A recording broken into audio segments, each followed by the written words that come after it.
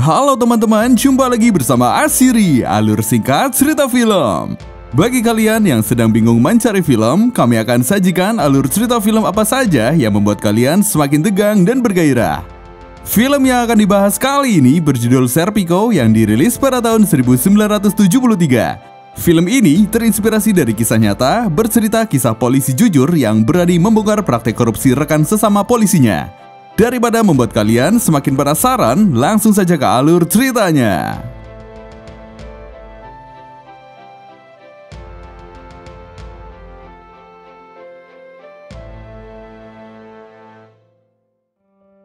Cerita dimulai dari lulusnya Frank Serpico dari Akademi Kepolisian. Setelah lulus, dia bergabung menjadi petugas patroli di daerahnya. Hari itu sebelum berangkat bertugas, Serpico bersama Becker seniornya mengisi perut lebih dulu di tempat makan milik Charlie. Charlie menawarkan menu ayam krim, Becker menerima saja apa yang ditawarkan, tapi Serpico memesan daging asap gulung. Ketika pesanan mereka datang, Serpico hanya mendapatkan potongan lemak. Becker pun memberitahu kalau makanan mereka itu gratis. Dia menjelaskan polisi pernah membebaskan Charlie saat salah parkir, sebab itu Charlie memberi makanan gratis. Serpico kemudian bertanya, bisakah dia membayar dan makan makanan yang dia inginkan? Becker lalu menjawab, polisi biasanya makan apa saja yang diberikan Charlie. Saat sedang berpatroli, mereka mendapat informasi terjadi pemerkosaan di tempat yang tidak jauh dari mereka. Meski Becker bilang itu bukan bagian sektor wilayah mereka, Serpico memutuskan untuk mengambil tugas tersebut. Sampai di tempat kejadian, mereka melihat 3 pelaku pemerkosaan tengah menyandra seorang perempuan. Serpico tidak bisa berbuat banyak sebab pelaku bersenjata. Tapi untungnya setelah terjadi aksi kejar-kejaran, 1 dari 3 pelaku berhasil tertangkap olehnya. Korban dan pelaku pun dibawa ke kantor polisi untuk dimintai keterangan.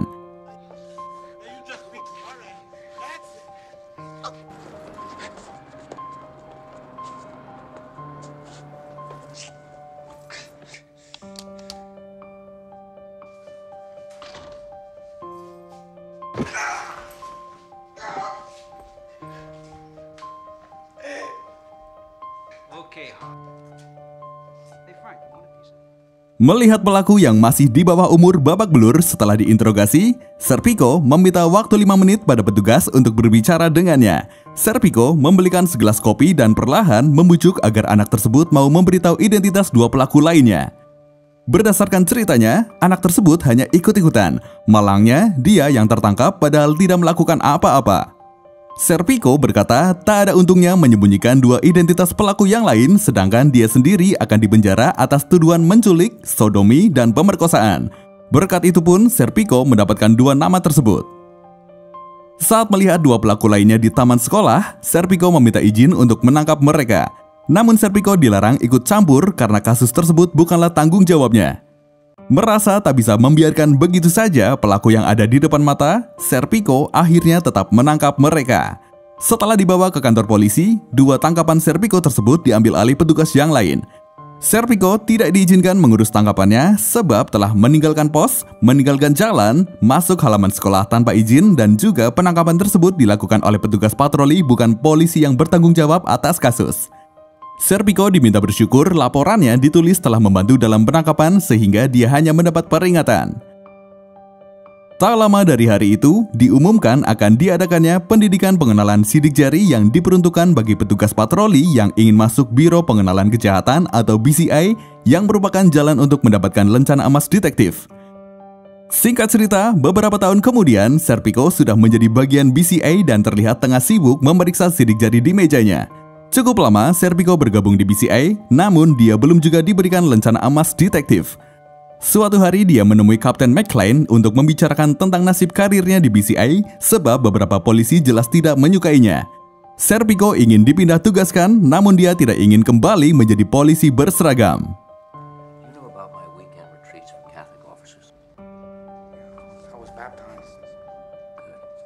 Akhirnya dia pun dipindahkan. Di tempat kerjanya yang baru, dia diminta untuk mencukur rambut dan kumisnya. Dia dinilai lebih terlihat seperti laki-laki jahat karena penampilannya tersebut. Serpico menjelaskan, menurutnya sudah saatnya polisi mulai berkomunikasi di jalanan. Dengan keadaan polisi saat itu yang selalu rapi dan berseragam, mereka sangat terisolasi. Dia juga berkata jika polisi yang menyamar berkeliaran memakai sepatu hitam dan kaos kaki putih, maka semua orang akan tahu. Alasan tersebut membuat Serpico diberikan izin mempertahankan penampilannya. Dia juga diizinkan melakukan patroli dengan mobilnya sendiri dan dibebaskan memakai baju apapun. Serpico senang dengan hal tersebut lalu berkata bahwa sebenarnya dia sangat ingin menjadi detektif. Di hari pertamanya bertugas, dia mendapati seseorang mencurigakan masuk ke sebuah tempat tinggal. Ketika orang tersebut keluar, secepat mungkin Serpico berlari mengejarnya. Kebetulan saat itu ada polisi yang berpatroli, Serpico pun berteriak agar mereka membantu menahan pencuri yang dia kejar. Namun polisi patroli tidak mengenali tampilan Serpico sehingga mereka mengarahkan tembakan padanya. Untung saja tembakan tersebut tak melukai Serpico. Setelah menyadari yang mereka tembak tadi adalah Serpico, Serpico pun marah pada mereka yang tak berhati-hati. Ketika melihat tembakan mereka merusak kaca mobil yang terparkir di sekitar sana, polisi patroli tersebut meminta tangkapan Serpico agar bisa terbebas dari pemeriksaan peluru. Untung saja, meski kesal, Serpico masih berbaik hati membantu mereka.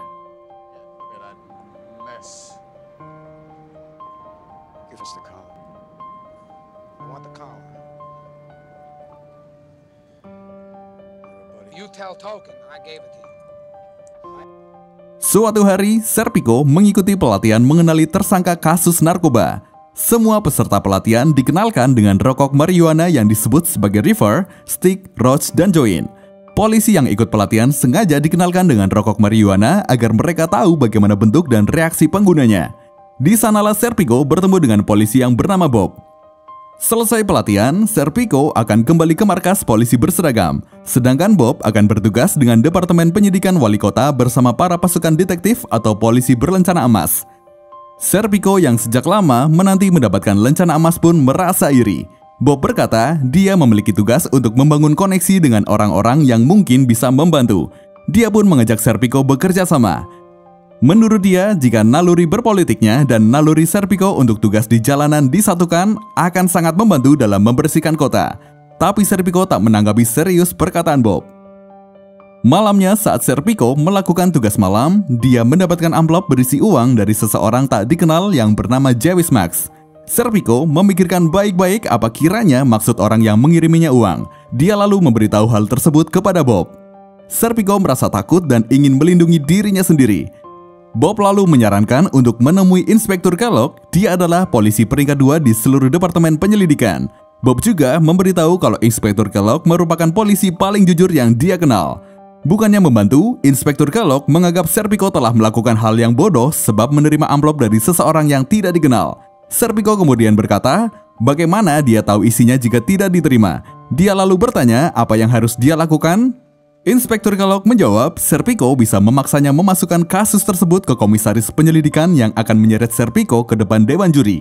Serpico tentu tidak mau, sebab hal itu akan membuat beritanya tersebar dan semakin membahayakan dirinya. Setelah Inspektur Kellogg tak bisa membantunya, Serpico lalu mencoba bertanya pada sersan polisi. Sersan polisi tersebut berkata akan mengirim amplop tersebut ke Asosiasi Benevolent. Hari berikutnya, Serpico menemui Kapten McClane dan berkata dia harus segera keluar dari Divisi 93. Dia bercerita kalau awalnya semua lancar di bagian narkotika sampai dia bilang dulu dirinya adalah polisi berseragam. Menurutnya, orang yang mengirimi uang mengira semua polisi berseragam sudah disuap. Serpico bilang dia bisa saja pindah ke Divisi 7 Bronx, tapi jika di sana polisi juga menerima suap, menurutnya lebih baik tidak usah. Kapten McClane lalu berkata dia akan mencoba berbicara dengan Inspektur Palmer, temannya yang menjadi petugas pegawai administrasi. Malamnya, Kapten McClane menelpon. Dia memberitahu kalau Inspektur Palmer menjamin Divisi 7 Bronx bersih. Akhirnya, Serpico pun pindah tugas ke Divisi 7 Bronx. Di tempat barunya tersebut, dia bertemu dengan kenalannya yang bernama Keogh. Sebelum sempat menemui kepala divisi, Keogh mengajaknya keluar. Saat itulah Serpico tahu Keogh adalah polisi penerima suap. Keogh memberi bagian uang dari suap yang baru saja dilakukan bersama Serpico, tapi Serpico menolaknya. Kabar tentang Serpico yang tidak pernah mau menerima uang suap sudah tersebar. Keogh bercerita bahwa kabar tersebut membuat banyak polisi di divisi cemas, sebab tidak ada yang akan percaya pada polisi yang tak menerima suap. Keogh juga bercerita kalau dia sudah memberitahu polisi yang lain bahwa Serpico adalah orang yang baik dan takkan menyakiti polisi lainnya. Kyo pun bertanya untuk memastikan Serpico benar-benar tak akan melukai polisi lainnya. Tapi Serpico malah menjawab tergantung apa yang polisi lain lakukan. Mendengar jawaban tersebut, Kyo berkata itu jawaban yang salah. Menurutnya, uang yang dia dapatkan bersih, bukan obat-obatan dan tak menyakiti siapapun. Serpico meminta Kyo berhenti menjelaskan tentang dirinya. Akan tetapi, Kyo masih lanjut menjelaskan. Menurutnya, para polisi tidak melewati batas, tidak ceroboh, tapi hati-hati. Setiap bulan, polisi akan menerima $800 dari orang-orang yang menginginkan bebas pajak. Menurut Kyo, menerima suap adalah hal bagus, sebab orang bisa mengenalmu, tahu kau baik, dan juga kau tidak akan rugi. Uang yang didapat ibarat seperti bayaran pengawasan. Saat pulang ke apartemennya, Serpico bercerita pada Laurie, kekasihnya, bahwa seumur hidupnya dia sangat ingin menjadi polisi. Saat usianya 9 atau 10 tahun ada kejadian penusukan seseorang. Dia yang saat itu penasaran pergi ke sana kemari untuk mencari tahu apa yang terjadi. Tapi tak ada seorang pun yang tahu apa yang terjadi, seakan ada misteri besar di dalam kerumunan orang-orang. Tapi tiba-tiba kerumunan itu menyingkir seperti laut merah dan di sana terlihat orang-orang berseragam biru. Saat itu dia berpikir orang berseragam itu tahu apa yang terjadi dan itu tampak menakjubkan bagi Serpico. Tapi sekarang yang dia rasakan setelah jadi polisi, dirinya seperti seorang penjahat hanya karena tak mau menerima uang suap. Hari berikutnya, Frank diperkenalkan dengan rekan kerjanya yang bernama Don Rubello. Don Rubello mengajaknya memburu seorang bernama Vernon yang seharusnya memberikan bayaran bulanan pada polisi.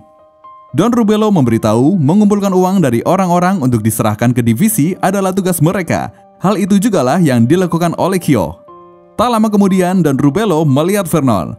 Tanpa peduli kendaraan lain yang melintas, dia memundurkan mobilnya untuk mengejar Vernon yang lari. Singkat cerita, Vernon pun tertangkap saat bersembunyi di toilet.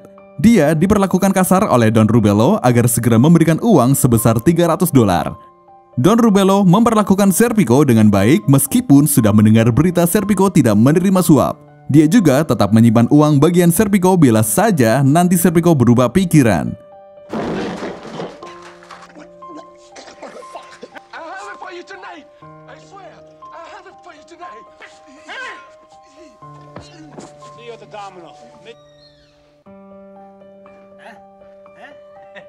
Don, if I was broke, the other guys don't know that. Hey, I'll tell you what I'll do. Setelah itu, Serpico pergi bertemu dengan Kapten McClane. Kapten McClane mengatakan sudah memberitahu Komisaris Dillane mengenai semua informasi tentang praktik suap dan korupsi anggota polisi. Katanya, Komisaris Dillane ingin Serpico tetap berada di divisi tersebut untuk menjadi mata dan telinga serta akan secepatnya menghubungi Serpico bila sudah saatnya. Serpico lalu berkata, situasi di divisinya agak berbahaya. Dia tidak tahu apa yang harus dilakukan. Kapten McClane menjawab, Serpico harus sabar dan percaya. Jika Komisaris Dillane bilang akan menghubunginya, maka dia pasti akan menghubungi. Selesai urusannya dengan Kapten McClane, selanjutnya dia pergi ke kantor. Di sana dia mendapat kabar Don Rubello sudah dipindahkan. Sebab itu dia pun diberikan rekan kerja yang bernama Al Sarno. Al Sarno bercerita bahwa pada awalnya dia tidak tahu apa yang sedang dilakukan. Namun karena butuh banyak uang untuk keluarganya, dia akhirnya memutuskan untuk mengikuti arus saja. Hari itu uang demi uang berhasil mereka kumpulkan. Al Sarno memberikan bagian untuk Serpico. Seperti biasa, Serpico tidak mau menerimanya. Dia bilang dia tidak ikutan. Al Sarno mengira Serpico hanya bercanda. Serpico pun menegaskan bahwa kabar tentang dirinya yang tak menerima uang adalah benar. Al Sarno kemudian bertanya, apa yang Serpico lakukan kepada Don Rubello? Untuk menjawab pertanyaan tersebut, Serpico menyuruhnya bertanya sendiri pada Don Rubello. Sepulangnya bertugas, Serpico menelpon Kapten McClane. Dia bilang akan menemui Komisaris Dillane sebab sudah berminggu-minggu dia belum juga mendapat kabar. Kapten McClane berkata itu bukan ide yang bagus. Serpico lalu mengungkapkan kekhawatiran keselamatan dirinya sebab hampir semua polisi di divisinya tahu kalau dia tak menerima suap. Kapten McClane kemudian berkata dia sudah melakukan semampunya kemudian menutup telepon. Melihat kebingungan Serpico, Bob menawarkan Serpico keluar dari divisi dan bekerja sama dengan tangan wali kota yang bernama Jerry Berman. Bob mengatakan Jerry Berman sangat peduli dengan Serpico. Melihat tak mungkin mengharapkan perlindungan dari Komisaris Dillane dan Kapten McClane, Serpico pun menemui Jerry Berman dan menceritakan semuanya. Kemudian Jerry Berman berkata akan memberitahu wali kota. Dia yakin sebenarnya Komisaris Dillane dan Kapten McClane tidak sedang merencanakan apapun.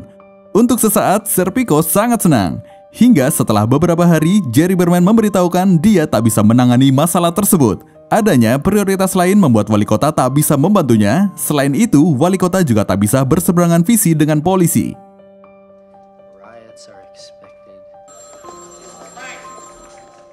Serpico pulang dengan kecewa. Bob segera menyusulnya untuk meminta maaf.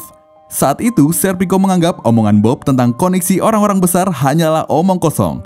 Mendengar perkataan tersebut, Bob jadi marah. Dia berkata kalau Serpico yang datang pada dirinya mencari bantuan, merengek, bertingkah rendah hati, layaknya orang suci tak berdosa yang terluka.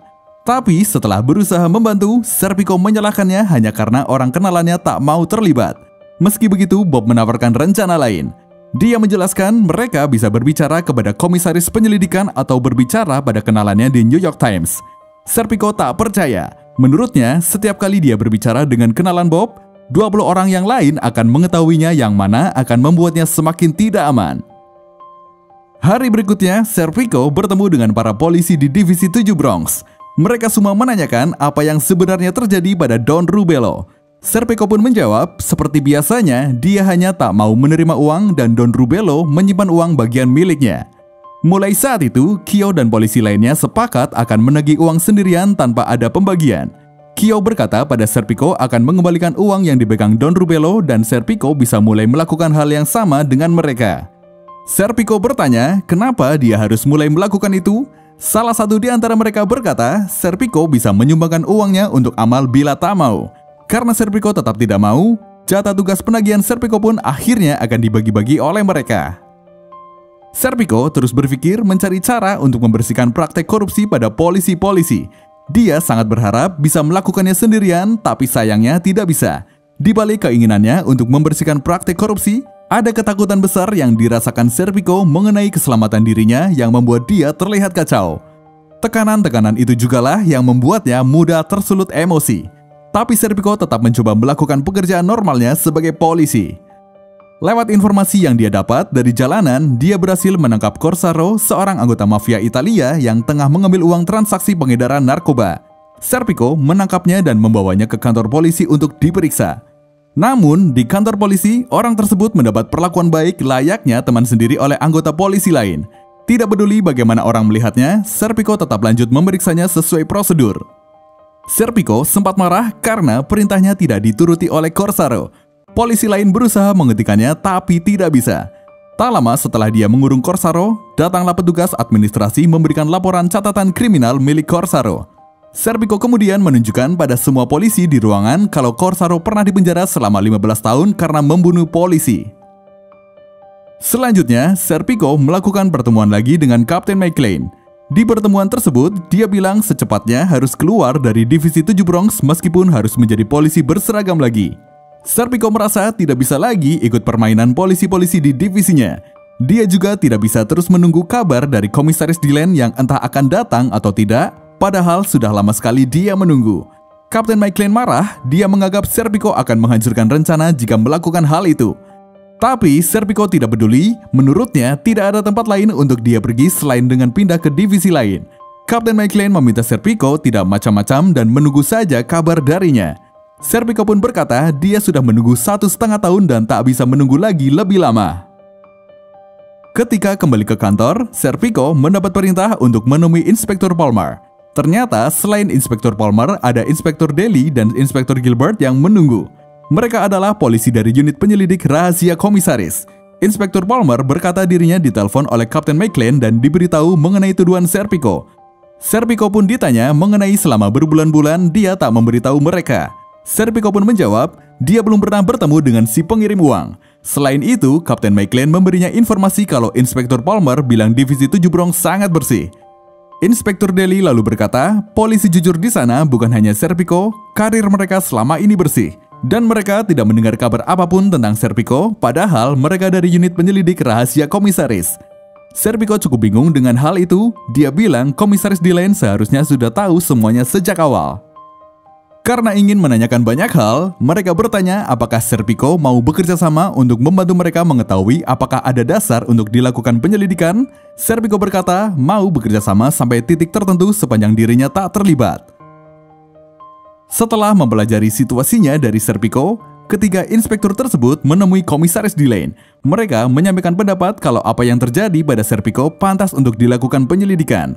Karena saat itu semua orang tahu Serpico bertemu dengan anggota unit penyelidik rahasia. Para polisi mulai bertanya apakah Serpico menyerahkan uangnya untuk unit penyelidik rahasia. Serpico pun menjawab bagaimana dia bisa melakukan itu di saat dia sendiri tak menerima uang apapun. Mulai saat itu, polisi lain mulai waspada setiap kali berhadapan dengan Serpico. Ketika berkumpul bersama pasukan penyidik rahasia, Serpico diminta untuk memakai alat penyadap demi mendapatkan bukti rekaman. Serpico menolaknya. Dia menjelaskan kalau dia saja terus diperiksa oleh polisi lain, jadi bagaimana dia akan memakai penyadap. Setelah itu, Serpico dikenalkan dengan seorang jaksa wilayah. Jaksa tersebut menawarkan Serpico untuk beraksi dalam sidang dewan juri. Serpico menolaknya. Mengira Serpico takut, mereka mencoba meyakinkan kalau Serpico tidak sendirian. Serpico kemudian berkata, jaksa tidak akan mengincar korupsi di Divisi 7 Bronx. Menurutnya, beberapa polisi sengaja dikorbankan untuk melindungi Komisaris Dillane dan oknum lainnya yang mengetahui praktik korupsi bertahun-tahun tapi tak melakukan apapun. Di kondisi Serpico yang seperti itu, tiba-tiba Lowry mengatakan ingin berpisah. Menurutnya, jika terus seperti ini, situasinya tidak akan pernah membaik. Lowry sendiri tidak tahan lagi melihat Serpico setiap hari diselimuti kegelisahan dan tak pernah tenang. Kepergian Lowry membuat Serpico kehilangan semangatnya. Di perkumpulan unit penyelidikan rahasia komisaris, Serpico mengakui sendiri dirinya hanyalah banci yang diberdaya selama 1,5 tahun oleh Inspektur Kellogg, Kapten McLean, dan Komisaris Dillane. Serpico juga berkata siapa yang peduli dirinya sendirian terisolasi di divisi dan tak memiliki teman. Semua orang di sana mengakui Serpico adalah polisi yang baik, namun mereka juga meminta Serpico berhenti bertingkah seperti primadona. Serpico pun menjawab, dia tidak pernah merasa dirinya primadona. Dia hanya ingin keselamatan dirinya. Mereka lalu menegaskan lagi, Serpico harus mau bersaksi jika menginginkan hukuman bagi polisi yang korupsi. Setelah mempertimbangkan banyak hal, akhirnya Serpico mau bersaksi di hadapan sidang juri. Dalam sidang tersebut, salah satu juri bertanya mengapa dalam waktu 1,5 tahun di Divisi 7 Bronx, Serpico tidak melaporkan aktivitas korup tersebut jauh sebelumnya saat pertama kali bergabung. Serpico sebenarnya ingin menjawab pertanyaan tersebut, namun jaksa wilayah mencegahnya. Sidang pun ditunda dan dilanjutkan keesokan harinya. Di luar ruang sidang, Serpico bertanya pada jaksa wilayah mengapa tidak membiarkannya memberitahu tentang Inspektur Kellogg dan Komisaris Dillane.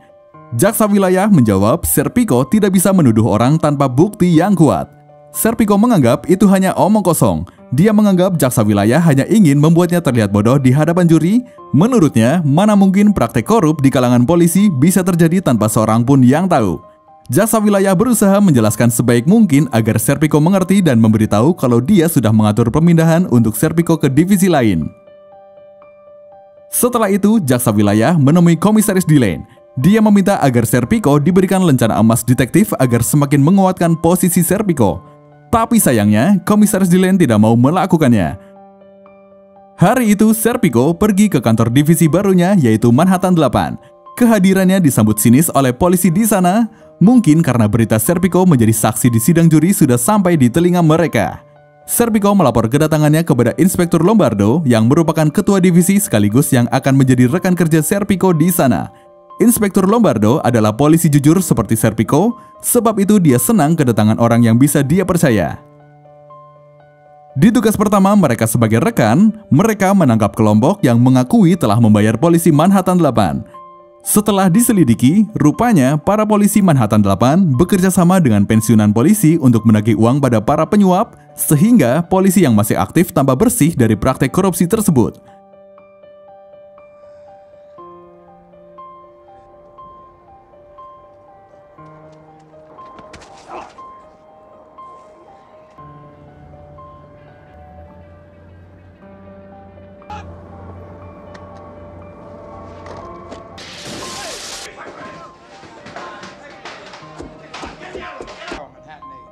God damn it, no, you're not from the borough. I just paid to borrow this. The hell kind of shakedown is this? Inspektur Lombardo melaporkan hal itu kepada atasan dan meminta izin sekaligus bantuan untuk melakukan penyelidikan. Menurutnya, masih banyak polisi jujur yang mau bergerak asal mereka tahu ada dukungan. Namun mereka tidak mendapatkan dukungan yang diharapkan. Departemen lebih mementingkan citra daripada menyelesaikan praktek korupsi untuk orang-orang di dalamnya. Melihat tidak ada orang-orang atas yang bisa diandalkan, Serpico menghubungi Bob dan bilang dia siap berbicara dengan koran New York Times. Ini adalah langkah serius yang Serpico ambil. Dia hanya berharap semuanya direkam untuk jaga-jaga bila terjadi sesuatu pada dirinya. Demi menguatkan pernyataan mereka nanti, mereka pun mendatangi Inspektur Lombardo untuk meminta dukungan. Untungnya, Inspektur Lombardo mendukung penuh meskipun nantinya dia mungkin harus meninggalkan kepolisian yang merupakan satu-satunya tumpuan menghidupi keluarganya. Singkat cerita, berita tersebut berhasil memaksa Komisaris Dillane dan Wali Kota untuk menindaklanjuti kasus dengan membentuk komite penyelidikan khusus. Sayangnya, apa yang Serpico lakukan membuatnya dipindahkan lagi ke bagian narkotik di Brooklyn South dengan tetap berstatus sebagai polisi berseragam. Inspektur Lombardo mengingatkan Serpico untuk berhati-hati, sebab bertugas di bagian narkotik akan lebih mudah terluka dan dijebak. Saat bertemu dengan rekan kerja barunya, lagi-lagi Serpico diperiksa karena rekannya khawatir Serpico memasang penyadap. Ternyata di sana polisi mendapat uang yang cukup besar dari para pengedar narkoba. Di tugas pertamanya, Serpico dan 4 polisi lainnya menargetkan seorang pengedar narkoba bernama Limbo. Rencananya, mereka akan menangkap dan mendapat uang sebesar $120.000 untuk tutup mulut, namun naas Serpico yang mencoba untuk masuk dan menangkap Limbo harus mendapat tembakan di wajahnya. Padahal, polisi yang lain sebenarnya bisa membantu Serpico yang terjepit di pintu ketika mencoba masuk. Tapi mereka hanya melihat saja seakan sengaja membiarkan Serpico terluka.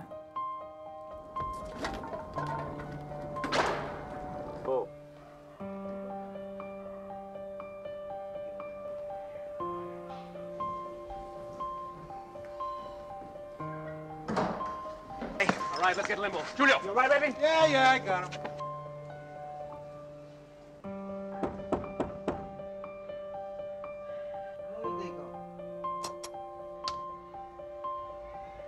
¡Listo! ¡Me cago en la jodida! ¡Corre! What the fuck is this? ¡Corre, caro!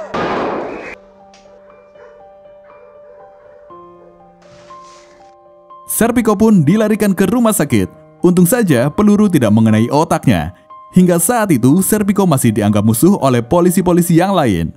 Beberapa kartu ucapan yang dia terima hanya berisi kalimat yang menyuruhnya untuk mati. Dia lalu diberitahu kalau polisi Knapp yang memimpin komite penyelidikan khusus untuk menyelesaikan kasus korupsi polisi menyukai Serpico dan ingin bertemu dengannya. Selain itu, Serpico juga akan segera mendapatkan penghargaan prestasi dan mendapat lencana emas detektif impiannya. Namun, semua itu tidak lagi istimewa bagi Serpico. Dia bertanya untuk apa semua itu diberikan padanya, untuk menjadi polisi yang jujur atau kekonyolan karena tertembak di wajah. Dia lalu mengembalikan lencana emas tersebut. Karena lukanya, Serpico harus cuti selama beberapa bulan. Dokter memberitahu kalau bisa saja telinga kirinya kehilangan pendengaran. Serpico harus rutin melakukan pemeriksaan karena 2 pecahan peluru masih berada di kepalanya. Di sebuah acara konferensi komite penyelidik khusus, Serpico mengatakan dia berharap polisi di masa depan tidak mengalami frustasi yang sama sepertinya serta merasakan kecemasan selama 5 tahun bertugas karena usaha pelaporan polisi. Serpico merasa telah dibebani tugas yang tidak dia inginkan. Menurutnya, yang menjadi masalah adalah belum terbentuknya sistem di mana seorang polisi jujur bisa bertindak tanpa takut ditertawakan atau mendapat pembalasan dari sesama polisi. Korupsi polisi tidak akan ada kecuali jika toleransi oleh tingkat yang lebih tinggi di departemen. Maka dibutuhkan adanya keyakinan para polisi bahwa departemen akan berubah. Sebab itu, adanya lembaga independen seperti Komite Penyelidikan Khusus untuk menangani korupsi polisi sangat penting. Frank Serpico berhenti dari kepolisian pada 15 Juni 1972. Dia mendapatkan penghargaan untuk Conspicuous Bravery in Action dan kemudian tinggal di suatu tempat di Switzerland.